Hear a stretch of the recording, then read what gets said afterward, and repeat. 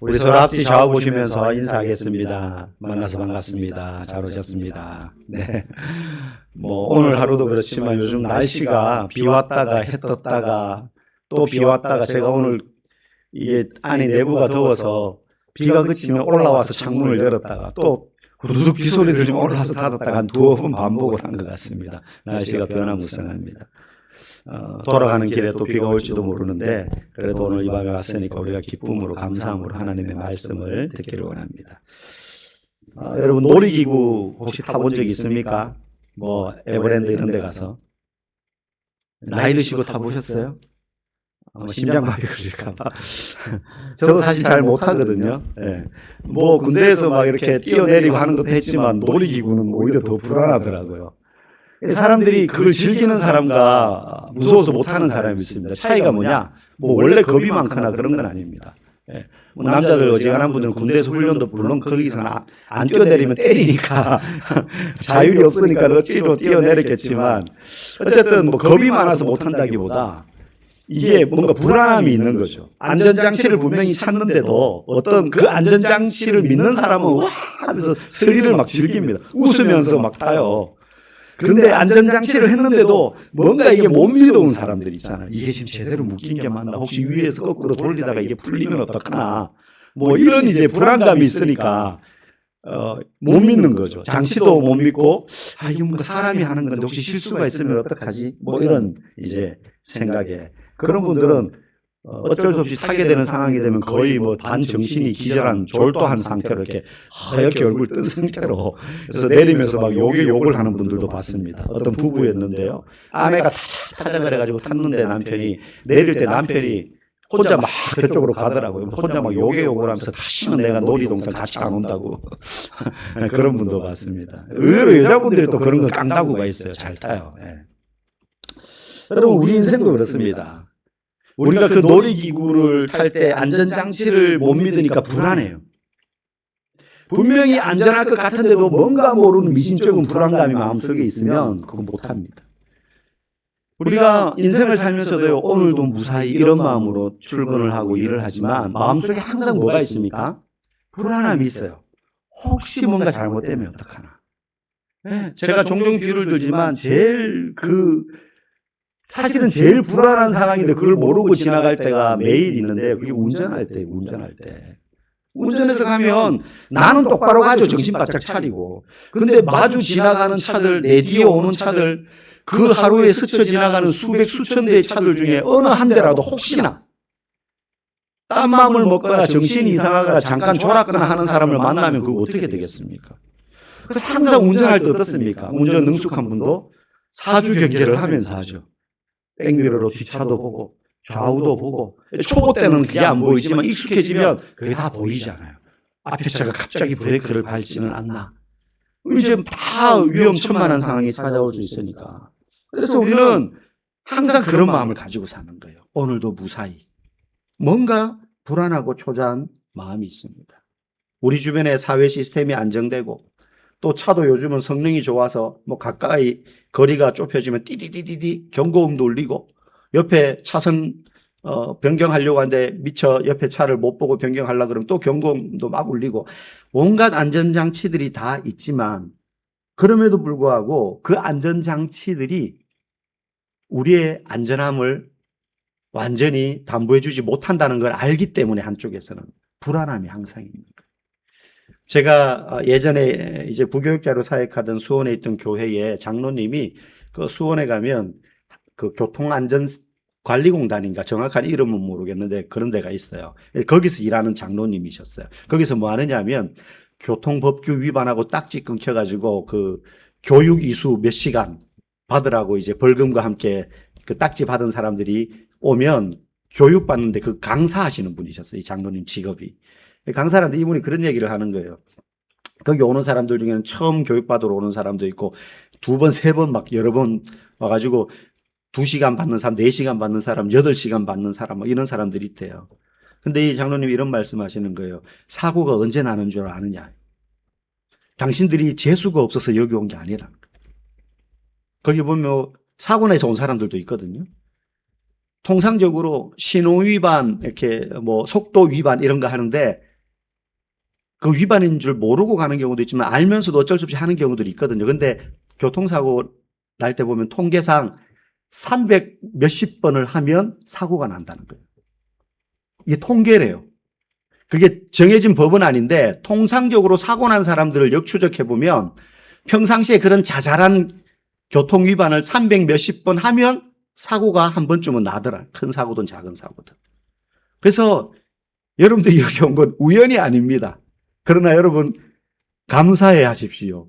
여러분은 그 사고가 나기 이전에 왔으니까 이제부터 제로로 다시 시작하면 된다고. 이제 그런 이야기를 그들에게 이제 하시는 분이셨어요. 우리 마음에 항상 이런 불안함이 있다는 거예요. 인생 가운데에서.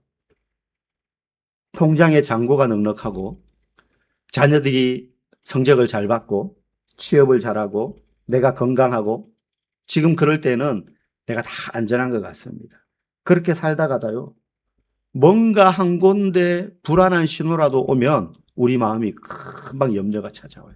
의사가 한마디 이상한 소리라도 하면 병원 갔는데 뭐가 수치가 하나 뚝 떨어져 있으면 어느 날 혈압을 재는데 혈압이 막 150씩 올라가요. 그러면 덜컥 겁이 나요. 혹시 내가 어디 잘못되는 거 아닌가? 우리는 견고하게 안전한 사회에서 살고 있다고 생각하지만 우리의 인생은요. 아주 위태위태한 어려움 가운데 사실은 살고 있는 것을 우리는 사실 한쪽에서 알고 있습니다. 그래서 오늘 본문은요. 이런 두려움을 느낄 수밖에 없는 인생을 살지만 그 속에서 흔들리지 않는 편안함을 누리며 사는 비결이 뭔가? 그래서 오늘 말씀의 제목이 흔들리지 않는 편안함. 이 문장 들으면 생각나는 광고가 있죠. 흔들리지 않는 편안함. 에이스 침대 이런 게 있었는데 그런 침대와는 비교할 수 없는 우리의 삶의 안전함과 편안함 그 비결이 뭐냐 오늘 본문을 통해서 짧게 살펴보기를 원합니다. 우리 먼저 1절 말씀 한번 다시 읽어보겠습니다. 시작. 여호와를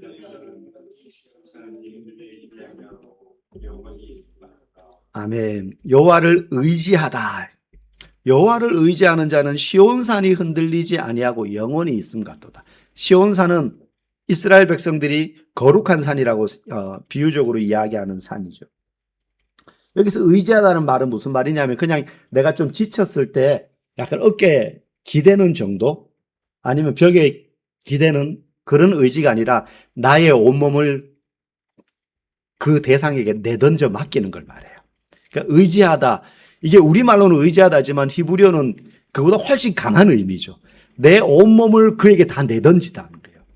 그러면 여러분 한번 상상해 내 온몸을 누군가에게 던지는 상황이 언제일까요? 사실 극단적인 상황이에요.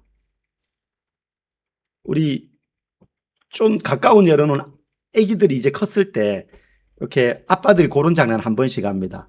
책상 위에 딱 올려 세워놓고 뛰어봐. 그래. 아빠한테 뛰어. 그러면 진짜 멋 모르는 애들은 뜁니다, 그냥. 근데 조금 한 4살 요때쯤 되면 이제 뛰라 그러면 약간 아빠가 못 믿어. 아빠가 나를 받을 수 있을까? 이게 거리가 멀거든요. 그 아빠는 또 장난기가 있으니까 조금씩 뒤로 가요. 뛰어. 너 뛸 수 있어. 아빠는 받아줄 이제 마음이 있는 거죠. 자신도 있고. 근데 애들은 아빠를 못 믿는 거예요. 근데 괜찮아. 아빠 믿고 뛰어. 그러면 처음에 주주주주 하다가 어떻게 합니까? 폴짝 뜁니다. 그럼 아빠가 샥 건져 올리죠.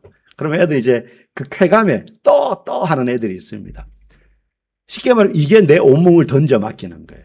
좀 더 극단적인 예를 들자면 건물에 불이 났어요.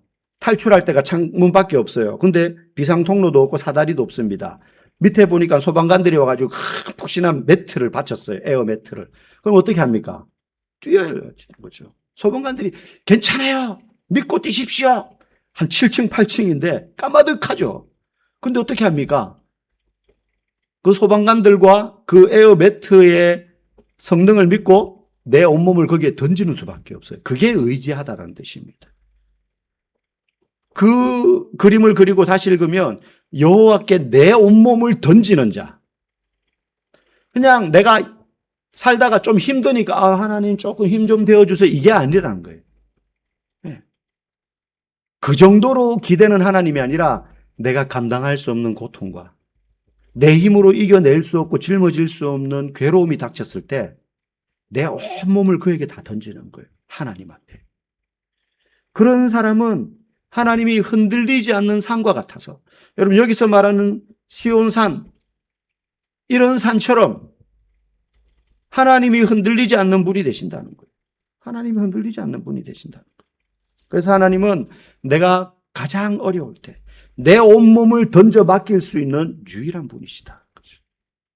그래서 하나님께 의지하는 자가 흔들리지 않는 산과 같은 분에게 내 인생을 맡기기 때문에 편안함을 누리며 살 수 있다. 첫 번째 이야기예요. 두 번째, 우리 2절 말씀 한번 읽어보겠습니다. 산들이 예루살렘을 두름과 같이 여호와께서 그의 백성을 지금부터 영원까지 두루시리로다. 아멘. 두루시다. 산들이 예루살렘을 두름과 같이 여호와께서 그의 백성을 영원까지 두루신다. 두루신다는 건 뺑 둘러서 보호하다, 포위하다 이런 뜻 아니겠습니까? 당시 유대인들은요, 예루살렘은 다른 동네보다 다 높은 데 있었어요.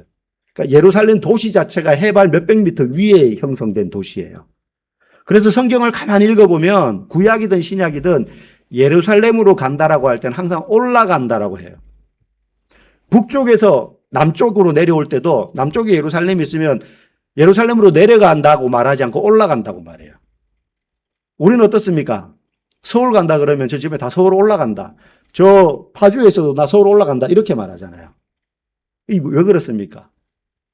수도니까. 상징적인 의미가 있죠. 더군다나 예루살렘은 수도이면서도 고지대에 있었어요. 그래서 다 올라가는 데였어요. 고지대에 있는 도시인데다가 주변에 산으로 둘러싸여 있어가지고 적들이 침범하기가 굉장히 어려운 도시가 예루살렘이었습니다. 그래서 예루살렘 그러면 그들은 안전지대라고 머리를 떠올려요. 안전지대다. 그런데 여기서 산들이 예루살렘을 두름과 같이 여호와께서 그의 백성을 영원까지 두루시리로다 할 때는 단순히 산처럼 산이 예루살렘을 두르고 있는 지형만을 말하는 게 아니겠지. 진짜 우리를 둘러싸는 안전함이 되시는 분은 눈에 보이는 산이 아니라 하나님이라는 산이라는 거예요. 하나님이라는 산. 우리 찬양 중에도 그런 찬양이 있습니다. 주님은 산 같아서 여전히 나와 함께 계시다는 거예요. 주님은 산과 같은 분이라는 거예요. 세상에 눈에 보이는 산은 무너질 수 있습니다. 깎여서 잘려나가기도 합니다. 네. 남자들 군대 가면 우스갯소리로 그런 말 하죠. 군인들한테 산만 주면 이 산을 들어 저 산 저쪽으로 옮길 수도 있다고. 뭐 중장비 필요 없고 삽 주고 야 시간만 넉넉하게 주면 삽으로 산을 파서 옮길 정도로 이게 명령에 복종하는 집단이다 뭐 이런 걸 강조하는 건데, 눈에 보이는 저런 산마저도 깎여서 사라집니다. 10년이면 강산도 변한다는데 산이 길이 되고 평지가 되니까. 그런데 하나님이라는 산은 변하지 않고 우리를 두르신다는 거예요. 두르시는 목적이 뭐예요? 적으로부터 우리를 보호하시는 거죠. 우리를 지키신다는 거예요. 그런데 종종 인생을 살다 보면 이걸 아는데도 드는 의문이 있습니다. 그게 뭐냐면 하나님이 나를 두르시는 산이라면, 하나님이 나를 안전하게 바치는 그 에어매트와 같은 분이시라면 왜 내 삶에는 고난이 있고 문제가 있고 내 주변에는 악한 사람들이 활개를 칠까? 왜 인생에는 이해할 수 없는 어려움들이 계속 생길까 하는 의문이 들 때가 있습니다. 사실 이런 의문은 어떤 면에서는 당연하지만 한편으로는 그 당연한 의문을 사단이 우리에게 주는 불신의 씨앗처럼 자꾸 키워낼 때가 있어요. 그런 의문을 말씀 앞에서 해결하지 않고 이제 그걸 혼자 묵상합니다. 우리끼리 막 이야기합니다. 하다 보면 그 안에서 불신의 씨앗이 싹 트게 돼요. 그 싹이 자라면 우리가 어떤 행동을 취하느냐? 나만의 방식으로 그 문제를 이해하거나 해결해 보려고 해요. 나만의 방식으로.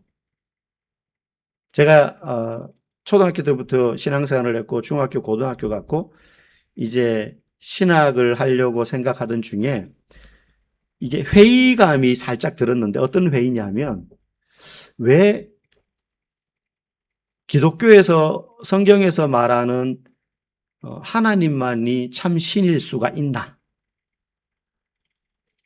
의문을 가지게 되었어요, 제가. 그래가지고 서점에 가서 제일 먼저 불교 책을 막 찾아봤어요. 불교에 관한 책. 불교에 대해서 잘 모르니까. 불교에 대한 책을 막 찾아보고 이슬람에는 뭐라고 이야기하나? 근데 이슬람에 대한 책이 그 당시엔 잘 없더라고요. 근데 힌두교에 대한 책들은 꽤 있었어요, 오히려. 힌두교의 책도 찾아보고, 뭐 하여튼 종교 서적들을 막 찾아봤어요. 왜 찾아봤냐? 어느 날 제가요, 그 회의가 되니까 이런 느낌이 드는 거예요. 순간적으로 내가 이때까지 디디고 있던 땅이 없어진 것 같은 느낌이 드는 거예요.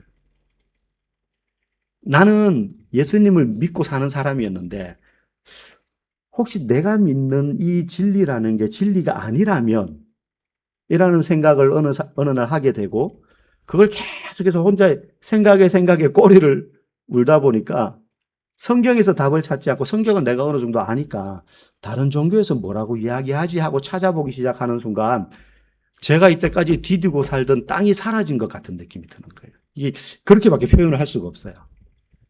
그래가지고 막 이 책 저 책을 찾아봤습니다. 나름대로 제가 이해할 수 있는 책들 수준의 책들을. 그래서 막 찾아봤는데 길게 다 이야기할 건 못 되지만 결론적으로 다시 성경으로 돌아오게 되더라고요. 그러면 여기서는 이렇게 말하는데 성경에서는 뭐라고 이야기했더라? 하면서 이제 성경, 왜냐하면 이 책들을 봤으니 성경도 또 봐야 될 것 아닙니까, 다시. 그래서 막 비교를 했어요. 이거를 교회 목사님한테 물어보려니까는 이제 신학을 하려고 생각하는 사람 입장에서 약간 자존심이 상한. 그래서 안 물어보고 혼자 이제 성경책 찾아보고 몇 가지 책들 놔두고 이제 막 비교하면서 봤는데 결론을 내렸어요. 아, 이 책들이 이야기하는 것들의 허점들이 너무 많다. 불교는 불교, 이슬람 책은 많이 못 봤고, 힌두교면 힌두교. 근데 성경이 말하는 이야기들과 이 책들이 말하는 이야기 관점이 아예 출발점이 다르구나. 이 사람들이 이야기하는 대로 출발하면 결국은 헛된 신앙을 가질 수밖에 없고 이들이 말하는 건 자기를 믿는 종교일 수밖에 없구나. 뭐 힌두교, 이슬람, 불교 어떤 대상을 지칭하긴 하지만 결국은 나를 위해서 이 신앙을 가지게 되는 거예요. 근데 기독교는 나를 위해서 이 신앙을 가지는 게 아니라 내가 이 신앙을 가지게 되는 근본도 하나님으로부터 시작이 된다는 걸 발견하게 되었어요. 그러면서 다시 성경을 보기 시작하고 하면서 제가 성경의 진리 가운데로 다시 돌아오게 되었는데요. 나만의 방식으로 이 세상의 문제점들과 어려움들을 찾으려고 하다 보니까 결국에는 어떤 길로 사람들이 가게 되느냐 하면 세상이 말하는 타협의 방식. 때로는 거짓과 적당한 양다리로 신앙생활을 유지하게 되는 경향이 있습니다. 그래서 예수를 믿는다고 하는데 세상의 삶의 방식을 잘 따라가요. 예수를 믿는다고 하는데 예수만 믿는 게 아니라 다른 것도 믿어요. 여러분 성경에 나오는 구약의 이스라엘 백성들이요. 우리가 새벽에 요즘 이사야서를 보고 있지만 이사야 선지자를 통해서 이스라엘 백성들, 유다 백성들이 책망을 받을 때 그 책망의 이유가 뭐냐? 하나님을 안 믿어서 받은 게 아니에요. 하나님께 행해야 될 행동들 잘했어요. 절기가 되면 예루살렘 성전에 가서 제사 잘 지냈습니다. 율법 잘 지켰어요. 그런데 동시에 우상도 섬겼어요. 가능합니다. 하나님 믿는 행위들을 하는데 우상 섬기는 거예요. 이사야서에 보면 초반에 그 얘기를 해요. 야, 너희가 성전에 와가지고 나한테 제물 막 바치고 하는데 너희들이 바치는 그 제물의 피비린내 나 역겹다. 역겹다 그래요, 하나님이. 더 이상 그 냄새 나 맡기 싫다. 너희가 성전 문지방 바르는 것조차 나는 싫다. 그들이 절기 때 되면 예루살렘 성전 와가지고 뻑적지근하게 제사를 드려요. 화려하게 제사를 드려요. 분에 넘치는 제물을 드려요. 근데 그래 놓고는 나가서는 온갖 손에 피 묻히고 사는 거예요. 공의와 정의 이딴 거는 개나 줘버리고 자기들 멋대로 사는 거예요. 네? 희년이라는 법이 있어가지고 50년째가 되면 자기 밑에 복속되었던 종들도 다 풀어주고 저당 잡았던 땅도 집도 다 돌려줘야 돼요. 주인한테, 원주인한테. 근데 그런 거 안 하고요. 이사야서에 보면 뭐라고 표현하냐면 너희가 가옥과 가옥을 전토와 전토를 이어가지고 빼곡하게 사모아 놓는구나. 그거를 줘야 되는데 더 모으고 더 모으고 더 모으고 너희에게 공의가 어디 있고 정의가 어디 있냐. 그걸 비난해요. 하나님도 섬기는데 우상도 섬기는 거예요. 양다리 걸치.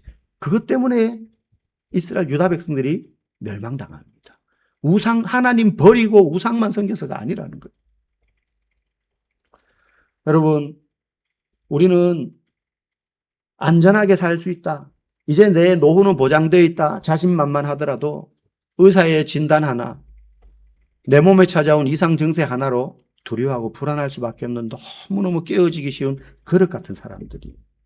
그런 우리가 흔들리지 않을 수 있는 것은요, 내 믿음의 크기 때문이 아니라 우리가 믿는 그분이 크신 분이기 때문이에요. 어린애가 동네 나가가지고 애들끼리 막 싸웁니다. 7살, 8살 먹어가지고 네가 잘났니 내가 잘났니 하다가 저것끼리 비슷하거든요. 7살, 8살인데 뭐 누가 더 잘났겠습니까? 하다가 안 되면 이제 아빠를 동원해. 너가 아빠 뭐 해? 뭐 하는 사람이야? 그럼 뭐 우리 아빠 회사 다녀. 뭐 우리 아빠 뭐 운동선수야. 뭐 우리 아빠 은행 다녀. 뭐 이렇게 하다가 제일 센 애가 누군지 아세요? 우리 아빠 경찰이야. 우리 아빠 경찰이야. 여러분 이제 상대방 애들이 할 말이 없어요. 경찰이 제일 무서운 것 같아. 이제 걔들 수준에서는. 뭐 대통령일 리는 없으니까 아빠가. 그럼 애가요. 애나 힘 하나도 없어요. 근데 얘가 힘내가지고 이럴 수 있는 근거가 어디에 있어요? 얘는 힘 하나도 없는데 아빠가 경찰이거든요. 여러분, 우리가 인생 가운데서 흔들리지 않는, 어려움과 인생의 고난 가운데서 흔들리지 않을 수 있는 이유는 내가 믿음이 좋아서가 아니. 나는 연약한 겨자씨 같은 믿음인데 내가 믿는 그분이 크신 분이기 때문에. 어떻게 크냐? 산과 같이 흔들리지 않는 분이십니다.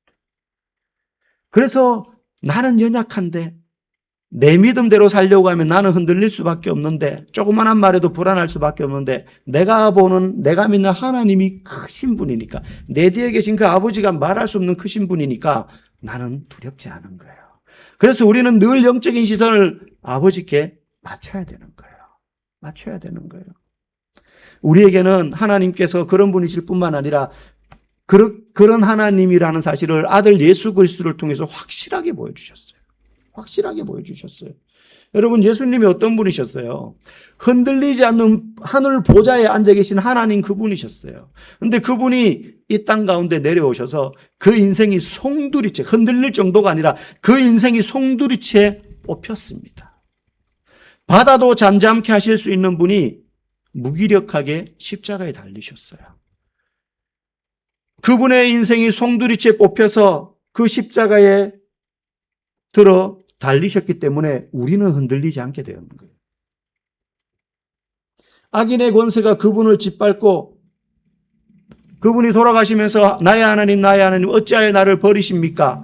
버림받음에 대한 고통 속에서 하나님 앞에 부르짖을 때에 하나님께 외면당하고 세상에서 가장 크게 흔들리셨어요.